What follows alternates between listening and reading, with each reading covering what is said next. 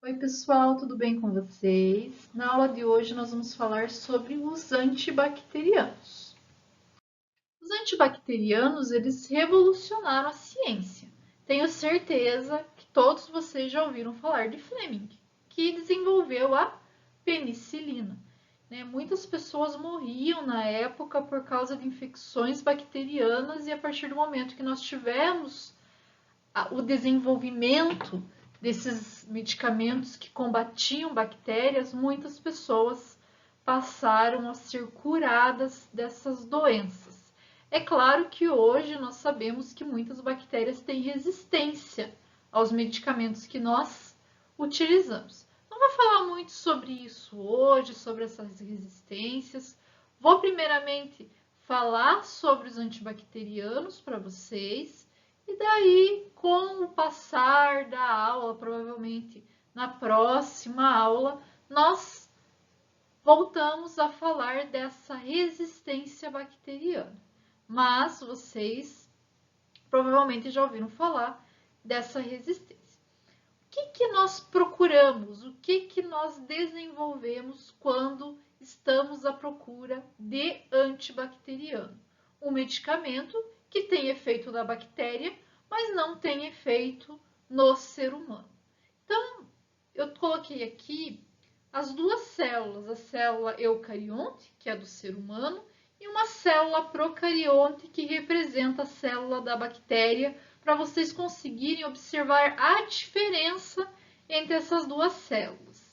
Então, na célula humana, na célula eucarionte, nós conseguimos ver núcleo, ribossomos, complexo de Golgi, retículo endoplasmático, mitocôndria, citoplasma, e os lisossomos. Essa célula ela vai ser envolvida por uma membrana plasmática. Já na célula bacteriana, nós não temos núcleo. Já começa por aí. O que acontece? O DNA fica disperso no citoplasma. Então, o material genético é composto por um único cromossomo e está solto no citoplasma da célula. Nessa célula, nós também temos ribossomos, nós não temos mitocôndria, ou seja, a energia da bactéria ela vai ser obtida por outros processos enzimáticos, mas não através da mitocôndria, e isso é importante, porque nós vamos falar sobre isso e sobre a atuação de alguns medicamentos nesse processo enzimático para a obtenção de energia. Nós também temos nessa célula que envolta envolvida por membrana plasmática, parede celular. Essa parede celular é composta por peptidoglicanos. E aqui também nós teremos medicamentos que irão atuar. E algumas células ainda têm a cápsula que envolve aí a célula procarionte. Então, algumas bactérias têm essa cápsula. Outras estruturas que podem estar presentes na bactéria. O flagelo, que auxilia na locomoção dessa bactéria, e também essa membrana aqui, ó, que está em vermelho nessa imagem, que é a membrana externa. Essa membrana externa é muito importante quando nós falamos de resistência aos antibióticos. Por quê? Células, bactérias, que têm essa membrana externa, elas são mais resistentes. Ou seja, o antibiótico não consegue atuar tão bem nessas células. E elas acabam sendo mais agressivas. Provavelmente, vocês já ouviram falar sobre bactéria gram-positiva e gram-negativa. E isso está muito ligado à membrana externa da bactéria. O que acontece? A bactéria que tem a membrana externa, ela acaba não se corando com o corante de gram. E isso faz com que ela fique um rosinha bem clarinho, conhecida como gram-negativo. Já a bactéria que não tem essa membrana externa, ela se cora facilmente com o corante e ela fica roxa. E a gente conhece aí como gram-positivo. Mas vamos ver um pouquinho mais detalhado aqui como funciona essa parede celular, digamos assim, da bactéria. Então, a bactéria conhecida como bactéria gram-negativa, que não possui a membrana externa, ela vai possuir várias camadas de peptídeo glicano e a membrana interna, né, a membrana plasmática. Já a bactéria gram-negativa, ela vai ter membrana plasmática externa, depois, no meio, entre essa membrana externa e a membrana celular, nós vamos observar a presença de peptídeo glicano, e esse peptídeo glicano vai estar interligado com a membrana externa através da lipoproteína. Então, a membrana externa ela vai impedir a entrada de corante, vai evitar a penetração de muitos antibacterianos, e isso limita, então, a ação deles. E, além de tudo, pessoal, impede a ação de lisozima. O que é lisozima, professor? A lisozima é uma enzima microbicida encontrada nos leucócitos, na lágrima e em outros líquidos teciduais. Essa lisozima é uma defesa do nosso organismo e ela consegue combater, fragmentar, melhor dizendo, o peptídeo glicano. Então, nosso organismo se defende principalmente das bactérias gram-positivas dessa forma.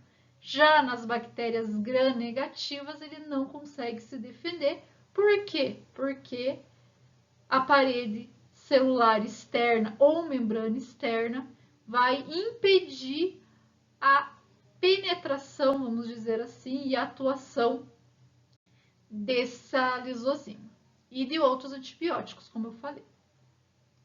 Além da diferença de estrutura celular da bactéria, nós precisamos saber também um pouquinho sobre as reações bioquímicas que essa bactéria realiza. Então, a bactéria ela realiza 3 reações e em algumas dessas reações nós teremos fármacos que irão atuar. A primeira reação é a reação de classe 1, onde ela utiliza a glicose e também fontes de carbono para gerar o ATP.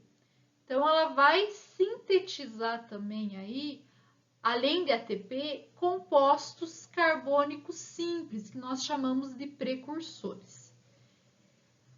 Esses precursores, então, serão utilizados na reação bioquímica de classe 2, onde eles vão ser transformados em aminoácidos, carboidratos e também vão atuar nos fatores de crescimento celular.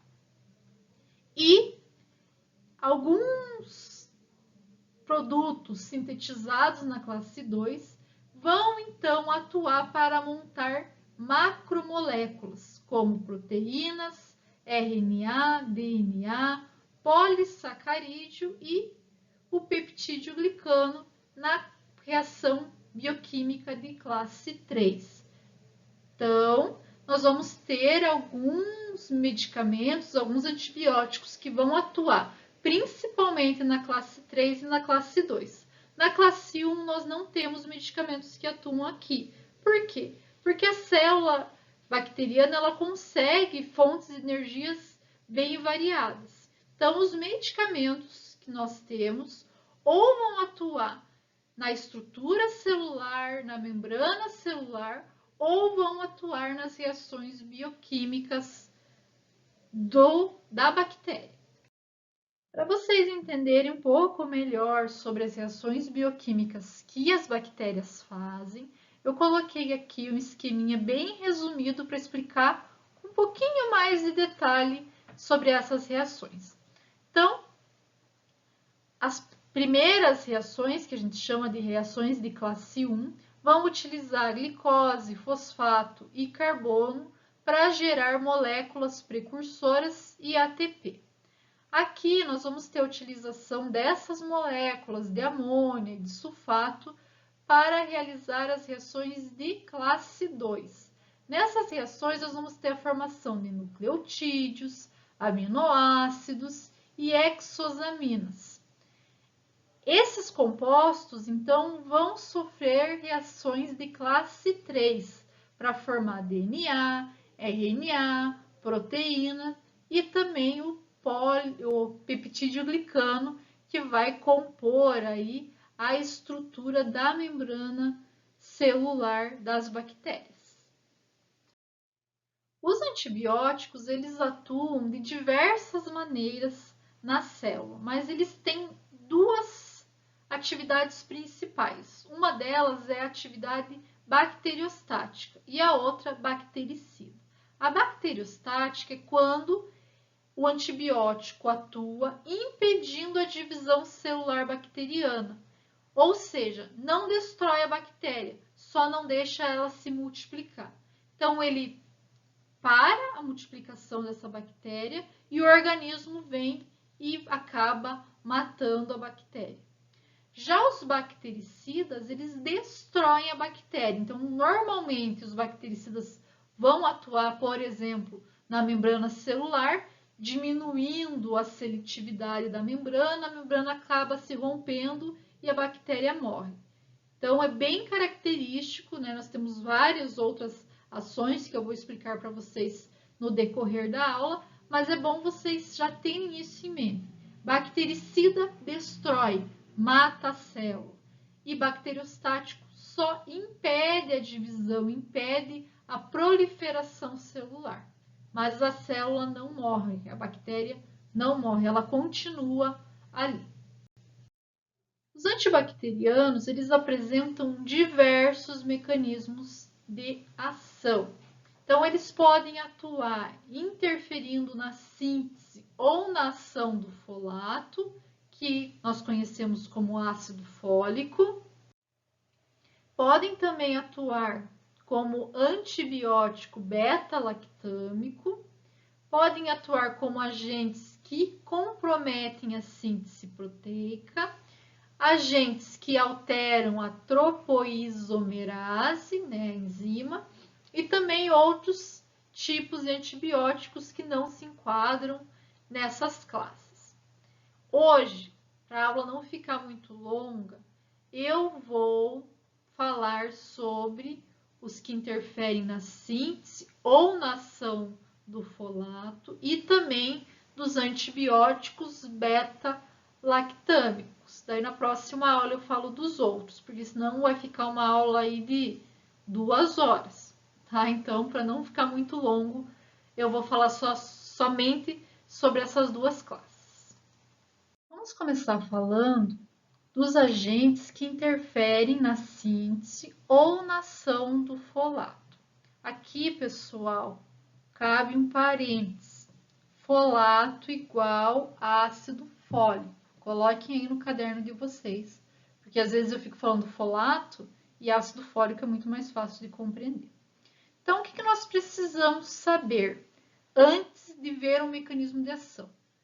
É saber como a célula bacteriana sintetiza o ácido fólico e também por que ela usa, como que ela usa esse ácido fólico. Então, nós vamos ver agora como isso acontece antes de ver o mecanismo de ação dessas bactérias, né, desses medicamentos antibacterianos. Então, a bactéria, ela utiliza o PABA, que é o ácido para-aminobenzoico.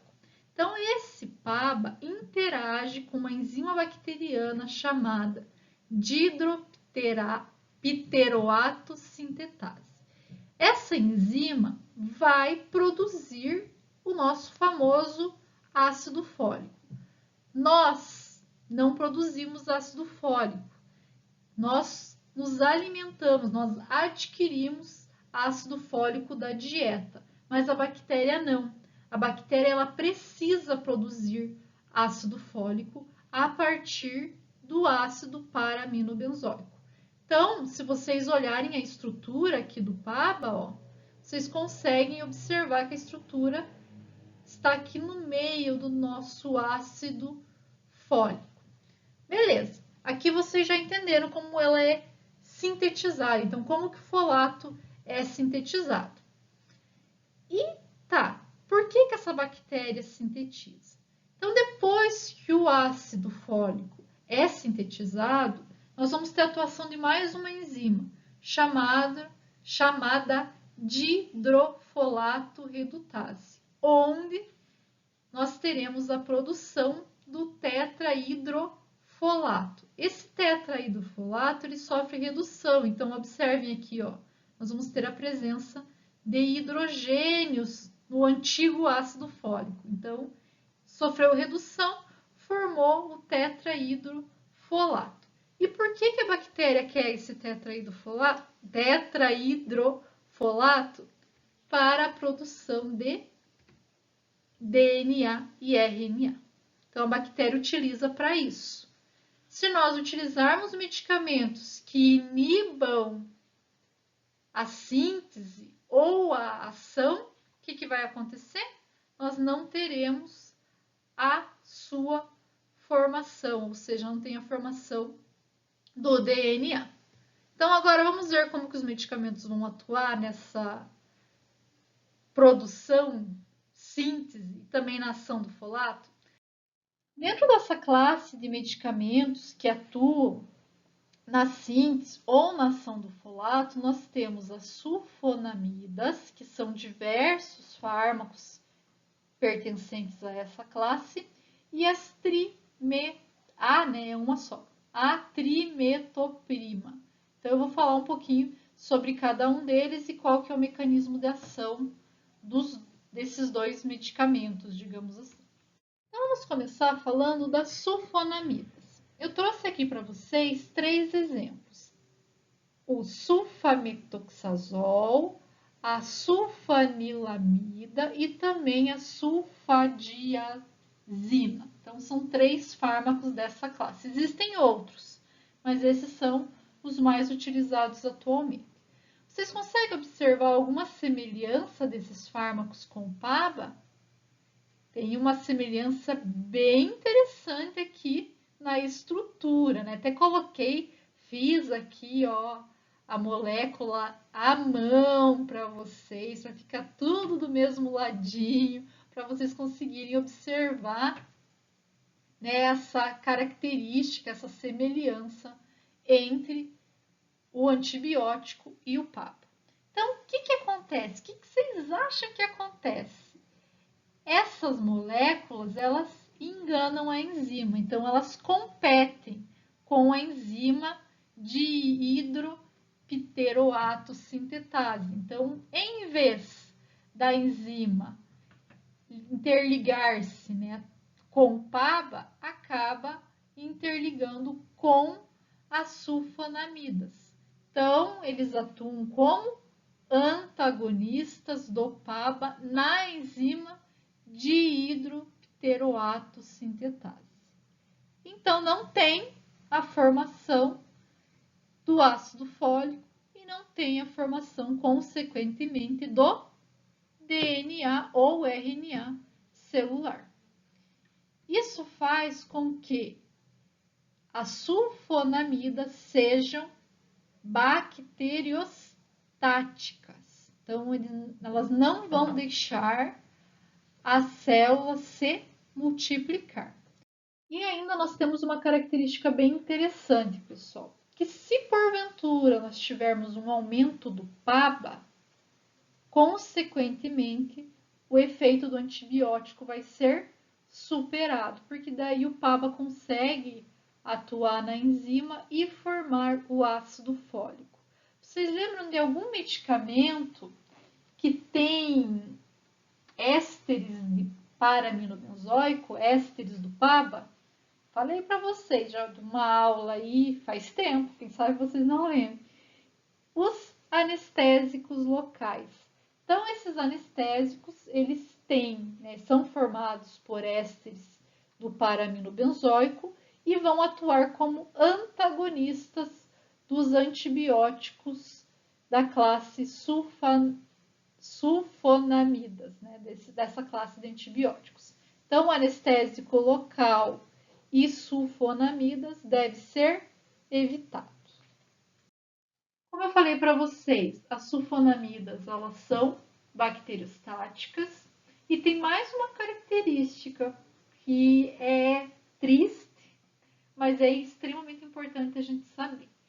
Quando tem formação de pus ou produtos de degradação, nós não podemos utilizar essas sulfonamidas. Por quê? Porque ele não vai ter efeito. A bactéria consegue utilizar as timidina e também as purinas presentes nesse pus e nos produtos de degradação celular e não precisa mais do ácido fólico para produzir o DNA. Então, ela contorna a necessidade de utilização de ácido fólico. Então, quando tem infecção generalizada com formação de pus, não tem efeito, pessoal. Nem adianta usar. Vai usar o medicamento sem necessidade, porque ele não vai atuar. Em relação aos aspectos farmacocinéticos, a maioria das sulfonamidas são absorvidas muito bem oralmente, com exceção da sulfadiazina, que é pouco absorvida. Também temos o uso tópico desses medicamentos, como por exemplo a sulfadiazina de prata. Você já deve ter ouvido falar dela, né? Porém, o uso tópico pode causar reação alérgica. Então, tem que cuidar bastante em relação ao seu uso. Nós temos ainda que as sulfonamidas conseguem atravessar a placenta e também a barreira hematocefálica e elas vão ser todas metabolizadas pelo fígado. Em relação aos efeitos colaterais, nós observamos náusea, cefaleia, depressão, hepatite, reações de hipersensibilidade, depressão da medula e pode também ocorrer falência renal. Então, contraindicado para pessoas que têm problemas renais. A trimetoprima vai atuar de uma forma um pouquinho diferente. Então, eu vou colocar aqui a molécula de trimetoprima e do ácido fólico. Vocês conseguem observar alguma semelhança entre elas? E se eu circular aqui e circular aqui? Essa parte aqui no ácido fólico nós chamamos de parte pteridínica, que tem uma certa semelhança com essa região aqui da molécula trimetoprima. Somente essa semelhança já atua como antagonista na enzima dihidrofolato redutase. Então, em vez do ácido fólico se ligar aqui, quem se liga é a trimetoprima. E isso faz, então, com que não ocorra a formação do DNA. Vocês conseguiram observar a diferença da trimetoprima e das sulfonamidas? Elas atuavam inibindo a síntese do ácido fólico. Aqui nós inibimos a ação desse ácido fólico, então ele não consegue agir na enzima para formar o DNA ou RNA. Também vai ter ação bacteriostática e pode ser que vocês não tenham nunca observado esse medicamento, né, trimetoprima, mas vocês provavelmente já devem ter utilizado. Não ele sozinho, mas associado com a sulfametoxazol. Então, sulfametoxazol mais trimetoprima é muito utilizado para infecções bacterianas e um vai atuar inibindo a síntese do ácido fólico e outro a utilização do ácido fólico pela enzima. A trimetoprima, ela é muito bem absorvida por via oral, alcança alta concentração nos pulmões, nos rins e também no líquido cefalorraquidiano. A metade da dose vai ser eliminada nas primeiras 24 horas e a eliminação é renal. Pode-se aumentar a eliminação acidificando a urina. Por quê? Porque a trimetroprima tem característica básica. Então, se nós acidificarmos a urina, consequentemente, a eliminação ocorre mais rapidamente. No nosso organismo, nós também temos a enzima dihidrofolato. Então, quando nós utilizamos esse medicamento, ele acaba interagindo um pouco com o nosso organismo também. Ele é mais específico para a enzima bacteriana, tá? Mas ele pode sim reagir com a nossa enzima e causar anemia megaloblástica. Então, é comum, claro que não se utiliza esse medicamento por tanto tempo que pode causar essa anemia, mas dependendo da infecção, né, depende muito do tempo que aquela pessoa utilizou o medicamento. Para evitar, nós podemos administrar juntamente ácido folínico. Então, dos efeitos adversos é a anemia megaloblástica, mas administrando o ácido folínico, nós podemos suprimir essa anemia. Outras interações, outros efeitos adversos são náusea, vômito, alterações sanguíneas e rushes, que são aquelas erupções cutâneas que eu já falei para vocês aí várias vezes, porque tem muito medicamento que tem esse efeito adverso. E agora nós vamos falar sobre os medicamentos beta-lactâmicos. Esses medicamentos, eles apresentam um anel característico, que eu estou apontando aqui, que é um anel beta-lactâmico. Por isso é conhecido, então, como medicamentos beta-lactâmicos. Para nós podermos compreender como eles funcionam, nós precisamos observar um pouquinho como a célula atua, né, a bactéria. Então, a bactéria ela apresenta uma enzima chamada transpeptidase. Essa enzima é responsável pela ligação cruzada das cadeias peptídicas com o esqueleto peptídeo-glicano, que eu já comentei um pouquinho para vocês. Então, ela é extremamente importante. Se ocorre alguma alteração nessa enzima, a célula não consegue produzir essas cadeias peptídicas e acaba se tornando uma célula frágil, né? Porque não tem uma formação tão boa com o esqueleto peptídeo-glicano. Então, o que o medicamento beta-lactâmico faz? Ele vai interagir com a enzima transpeptidase. A partir do momento que ele interage com essa enzima, não deixa com que ocorra a transpeptidação e, consequentemente, nós não teremos a ligação cruzada das cadeias peptídicas ao esqueleto peptídeo-glicano. Consequentemente, a célula fica mais frágil e, então, nós vamos ter a morte celular. Isso é conhecido como ação bactericida, por causa que ocorre a lise celular devido ao comprometimento da membrana.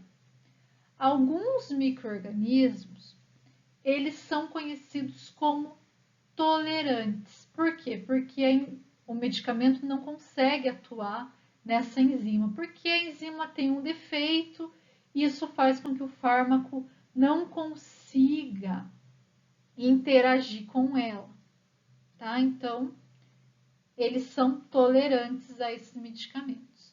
E nós temos ainda alguns micro-organismos que apresentam uma enzima chamada beta-lactamase. Essa enzima degrada o anel beta-lactâmico e, consequentemente, o medicamento também não vai ter atuação, porque é aqui, ó, no anel beta-lactâmico que a enzima interage. Tá? Então, se nós não tivermos ele, consequentemente, nós não vamos ter a ação do medicamento. Como representantes, vamos dizer assim, dessa classe, nós temos as penicilinas, as cefalosporinas e tem outros medicamentos também que são conhecidos como beta-lactâmicos. Em relação às penicilinas, nós temos duas classes, as penicilinas naturais e as semissintéticas. As naturais são a benzilpenicilina, que também é conhecida como penicilina G, que não é bem absorvida pelo intestino, então ela é aplicada de forma injetável e tem uma ação ampla contra muitos micro-organismos. A outra é a fenoximetilpenicilina ou penicilina V. Também atua contra vários micro-organismos, porém ela é administrada de forma oral. Na classe de penicilinas semissintéticas, nós temos as penicilinas resistentes à beta-lactamase, que é a meticiclina, flucloxacina e temocilina. Também temos as penicilinas de largo espectro de ação, que é a ampicilina e a amoxicilina. Vocês conhecem bem essa, com certeza. E também temos a de espectro de ação estendido, que está nessa categoria ticarcilina e também a piperacilina. Nós temos um medicamento muito utilizado que eu não podia falar de penicilina e não falar dele, que é a amoxicilina mais clavulanato de potássio. Vocês já ouviram falar dele? Ah, claro que sim, né? Então, por que nós temos essa associação? A amoxicilina tem um largo espectro de ação, atua contra diversas bactérias, porém, ela é degradada pela beta-lactamase. O clavulanato de potássio atua contra a beta-lactamase. Então, aumenta o efeito da amoxicilina e bloqueia o efeito da enzima beta-lactamase. Por isso, ele é tão útil e tão utilizado atualmente em diversas terapias. A penicilina ela pode ser administrada por via oral e também injetável. As penicilinas, né? Depende muito de qual você está utilizando. Injetável pode ser tanto intravenosa como intramuscular, mas também, pessoal, depende da forma farmacêutica, né? Tem que observar bem antes de aplicar. Nós também temos que ela se distribui facilmente pelos líquidos corporais, tem facilidade em atravessar a placenta e é excretada no leite, porém não cruza a barreira hematoencefálica, a não ser que tenha inflamação nas meninges. Se a meninge estiver inflamada, as penicilinas conseguem, então, atravessar a barreira hematoencefálica. Em relação à eliminação, 90% dela é eliminada por via renal. A meia-vida é curta, depende muito de cada forma farmacêutica. A amoxicilina nós utilizamos de 8 em 8 horas, quando associada ao clavulanato, de 12 em 12. Depende muito também de qual é a infecção, por que ela está sendo utilizada. Mas, né, eu vou adiantar para vocês, eu não peguei todas as posologias, porque senão a aula ia ficar muito extensa. Mas no nosso questionário, como ele fica aberto, vocês podem pesquisar, eu vou colocar os principais medicamentos, os principais antibióticos, para vocês pesquisarem a posologia. Porque antibiótico, como tantos outros medicamentos, tem que ser tomado no horário certo. Mas antibiótico tem, vamos dizer assim, uma questão maior. Se não forem administrados no horário certo, nós temos resistência bacteriana. Então, vocês precisam saber muito bem a posologia desses medicamentos. Então, eu vou passar para vocês pesquisarem, não trouxe para não ficar muito longo e muito cansativa a aula.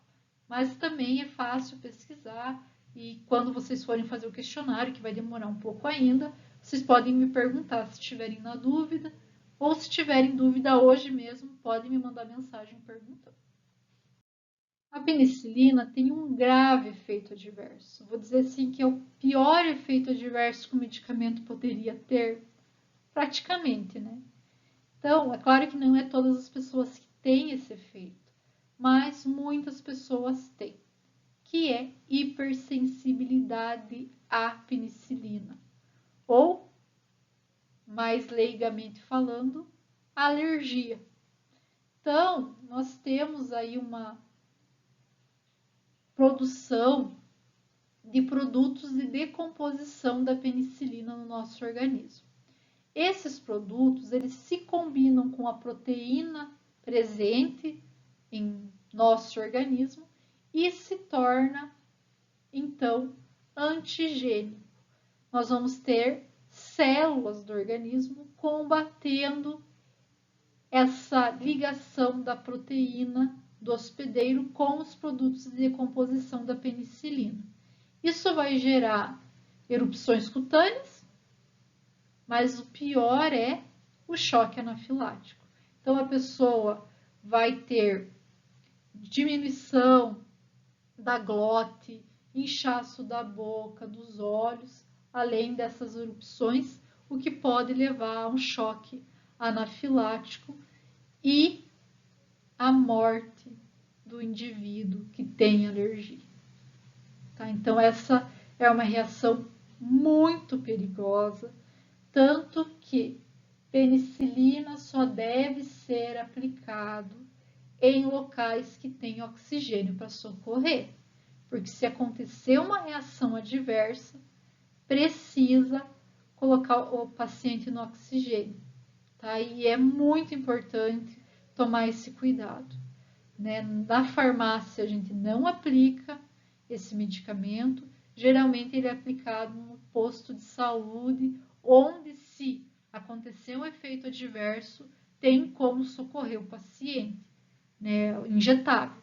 É claro que o injetável, o efeito adverso é muito maior, a probabilidade de ter um choque anafilático é muito maior. Quando a gente fala de medicamento de uso oral, essa probabilidade de hipersensibilidade é menor, tá? Então não ocorre tanto efeito adverso assim. Tanto que a maioria de vocês provavelmente já tomou amoxicilina. Poucos tiveram efeitos adversos. Já a penicilina injetável é muito comum ter essa alergia. E tem pessoas que tomaram várias doses e nunca tiveram, vão lá e falam assim, eu já tomei um monte de doses, nunca tive, pode aplicar. E podem acabar desenvolvendo alergia com o tempo. Então, nunca teve, mas dessa vez utilizou e acabou tendo essa reação adversa. Tá? Então, tem que tomar bastante cuidado em relação a isso, pessoal. Além disso, como todo antibiótico, né, nós podemos ter uma diminuição da flora bacteriana intestinal, principalmente porque nós vamos ter uma morte daquelas bactérias da flora e isso vai fazer com que ocorra diarreia. E a gente acaba perdendo mais um pouco das bactérias da flora. Então, é muito comum e é um efeito adverso diarreia depois de utilizar esse medicamento. Até voltei no slide para falar isso porque eu estava esquecendo. Essa alteração na flora bacteriana vai ser observada em medicamentos de uso oral, tá? Porque o medicamento acaba atuando no local ali, matando as bactérias da região. Os injetáveis não têm esse efeito colateral. As cefalosporinas são beta-lactâmicos, então atuam do mesmo jeito, com o mesmo mecanismo de ação das penicilinas. Tá? Então é igualzinho. Como representantes dessa classe, nós temos a cefalexina, cefadroxila, cefaclor e ceftriaxona. A ceftriaxona é injetável. Cefalexina, vocês já ouviram falar, né? Principalmente nós meninas que temos bastante infecção urinária. Cefalexina é muito utilizado para infecção urinária. Então, é um medicamento representante aqui da cefalosporina. Como eu falei para vocês, nós vamos ter o uso por via oral de algumas cefalosporinas e algumas serão injetáveis. Temos a injeção intramuscular, que dói muito. Nunca tomei, mas diz que é uma injeção bem dolorida. Se bem que a penicilina também é, né? Porque a penicilina, quando você vai fazer uma injeção intramuscular, você faz a reconstituição e ela não dissolve. Então fica, né, uma suspensão. E quando você aplica, você está aplicando aquela suspensão e dói bastante. E a cefalosporina também acaba doendo bastante por causa disso. Também temos injeção intravenosa. E a cefalosporina, ela distribui-se amplamente pelo corpo. Algumas conseguem atravessar a barreira hematoencefálica, como por exemplo a cefotoxamina, cefuroxima e a ceftraxona. Aqui vocês viram, eu coloquei outros medicamentos da classe, tá? Eu coloquei 4 lá e mais 2 diferentes aqui. Em relação à eliminação, ocorre por via renal e também por via biliar. 40% é por essa via. É bastante, né? Se for pensar. Em relação aos efeitos adversos, muito semelhante à penicilina. 10% dos indivíduos que têm reação alérgica, sensibilidade à penicilina, vão ter sensibilidade à cefalosporina. Isso é uma característica interessante. Então, se você tem alergia à penicilina, quando for tomar um desses medicamentos, cuide-se, né? Observe o teu organismo para ver se não está tendo nenhuma reação alérgica. Além disso, deve ser evitado a utilização de cefalosporina com álcool, porque induz a intolerância, induz também as reações adversas da cefalosporina. Cuidem bastante com isso. E ainda, nós temos a cefradina, que é uma das cefalosporinas, que apresentou já nefrotoxicidade. Então, se tem algum problema renal, precisa cuidar muito da utilização desse medicamento para não prejudicar ainda mais o rim. E os outros beta-lactâmicos, está acabando, pessoal. Eles foram desenvolvidos para terem um efeito melhor contra micro-organismos gram-negativos, que são aqueles que apresentam, né, uma membrana celular externa. Então, eles são alguns medicamentos revolucionários, vamos dizer assim. Então, esses medicamentos, eles também são medicamentos resistentes a bactérias produtoras da enzima beta-lactamase. Então, também pode ser utilizado para bactérias que são resistentes, né, aos beta-lactâmicos. Nós temos, então, 2 fármacos que são ditos como outros beta-lactâmicos. Os carbapenens, que é um grupo, e os monobactâmicos, que são outro grupo. Os Os carbapenens apresentam o mesmo mecanismo de ação dos outros beta-lactâmicos. Eles têm ação bem ampla, então a gente fala que eles têm um amplo espectro de ação e vão atuar tanto em bactérias gram-positivas como gram-negativas, aeróbicas e anaeróbicas. Esses medicamentos eles são bem revolucionários, então vamos dizer assim que são alguns medicamentos de última geração e por isso eles são utilizados somente em ocasiões especiais, então nós não vamos ver a utilização deles em farmácia, né? Venda em farmácia. São medicamentos mais utilizados em hospitais, principalmente para infecções multiresistentes, né? Para bactérias que têm uma resistência a outros medicamentos. Então, eles são bem utilizados. Nós temos aí como representantes dessa classe o imipenem, meropenem e ertapenem. Então, são esses alguns medicamentos. Em relação aos efeitos adversos, nós vamos ter efeitos semelhantes à penicilina. Em relação aos monobactâmicos, atualmente nós só temos um medicamento dessa classe em uso clínico, que é o Astreonam. Esse medicamento vai apresentar o mesmo mecanismo de ação dos beta-lactâmicos, vai ser um medicamento injetável, é um medicamento injetável, né? Porém, ele apresenta uma vida plasmática bem curta, de aproximadamente 2 horas, precisa fazer administrações contínuas dele.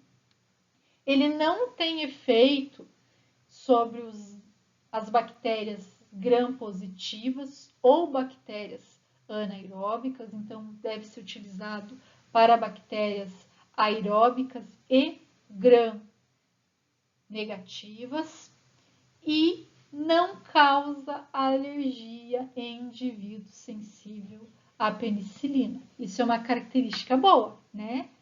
Também é um medicamento utilizado mais nos hospitais, vamos dizer assim, e mais em últimos casos para bactérias multiresistentes. Os efeitos adversos são semelhantes aos outros beta-lactâmicos, porém sem a reação alérgica. Então, pessoal, nossa aula de hoje termina por aqui. Vocês viram, mesmo dando só 2 classes de antibióticos, ainda nos estendemos bastante na nossa aula, porque são medicamentos muito importantes, nós precisamos, né, compreender bem a atuação deles. Espero realmente não ter ficado nenhuma dúvida, mas é claro, se ficou dúvida, entrem em contato, né? Estou à disposição de vocês. Um bom descanso, um bom final de semana e até semana que vem. Tchau, tchau!